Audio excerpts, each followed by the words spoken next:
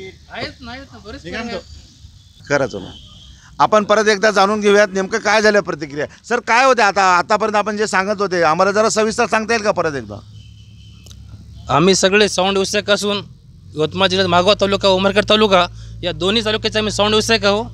जो साहेबांना आमच्यावर जो तालुक्यामध्ये DJ बंदचा आदेश काढलेला आहे त्याच्यामुळे कसं झालेलं आहे आमच्यावर उपासमारीची वेळ आली आहे. आज बऱ्याच दिवसापासून आम्ही हा साऊंड व्यवसाय करतो. आज हा व्यवसाय ठप्प झालेला आहे. आज 2 सीझन मागं पडले तरी आम्हाला काही म्हणजे पर्याय नव्हता. आमचे साऊंड घरी उभे होते. बाहेर गावचे जे DJ होते तिकडचे जे इथं येऊन वाजवून गेले आणि साहेबांना फक्त आमच्या 2 तालुक्यातल्या DJ वाजवायला सांगितलं की बा DJ वाजवू नका. आता तुम्ही मला सांगा बाहेर गावचे इथून वाजवून चाललेत आणि आम्ही वाजवू नका हे कशासाठी आमच्यासाठी. आणि कसं आहे माहिती आहे का आज आम्ही लाखो रुपये गुंतवले. आज लोक बँकेचे कर्ज काढले, कोणी शेती गहाण ठेवलेली आहे, कोणी प्लॉट विकलेले आहेत. हे साऊंड क्षेत्र उभं केलेलं आहे. आज एवढं जर भांडवल उभं ठेवायचं म्हणजे अवघड आमच्यासाठी. तर साहेबांना आमची अशी विनंती आहे की या 2 तालुक्याला कृपया करून जे नियम आहेत जे अटी आहेत ते सांगावे आणि आम्हाला DJ वाजवण्याची परवानगी द्यावी.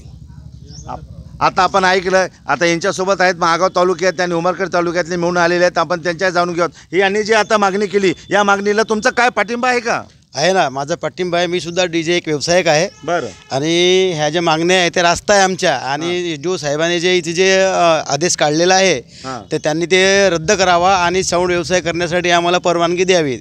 आणि शासनाच्या कोणत्याही नियमाचं उल्लंघन होणार नाही. नियमामध्ये राहून आम्ही साऊंड नाही तर नसता आम्हाला उपोषणशिवाय काही पर्याय राहिलेला नाही आहे. तुमचं आडनाव. अनिल भीमराव टेमकर. कुठले तुम्ही. गुंजचे मागाव तालुक्यातून आले. तुमचं भाऊ आडनाव. माझं नाव पहिलवान अभय पाटील काळे, राहणार उमरखेड. बरं.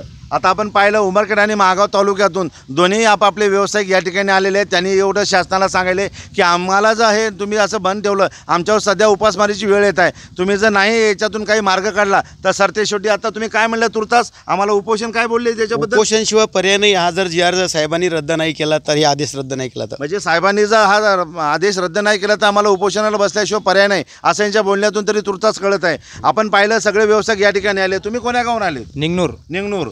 तुम्ही भाऊ. ढानकी. तुम्ही सवना. आता आपण पाहिलं ढानकी, सवना, निंगनूर हे सगळे उमरखेड आणि मागाव तालुक्यातून सगळे कुठे आलेले आहेत. तुम्ही कुठून आलात भाऊ. विडूळून. तुम्ही उमरखेड. आता हे पाहिलेले आहे सगळे ग्रामीण भागातून आलेले आहेत. त्यांचे व्यवसाय ठप झाले असं यांचं म्हणणं पडलं की आमची दिवाळीसुद्धा काळी झालेली आहे, अंधारात गेलेली आहे. आम्हाला कुठलाही 4 पैसे उत्पन्न मिळाले नाही. त्याच्यामुळे नाईलाजानं का याच्यातले काही लोक निराश होऊन वेगवेगळा मार्ग पत्करण्याच्या याच्यामध्ये आहेत. पण सरते शेवटी शासनाला एकदा परत विनंती करण्यासाठी या ठिकाणी आलेले आहेत की यांचं म्हणलं की आम्हाला तुर्तास काही करा. उमरखेड आणि मागाव तालुक्यावर जे तुम्ही बंदीचा आदेश टाकला ते कुठेतरी उठवा आणि आमच्या उदरनिर्वाहाचं साधन तुम्ही बनवून आम्हाला हातभार लावा अशी यांची मागणी आहे. न्यूज मराठी 24/7 परिमल.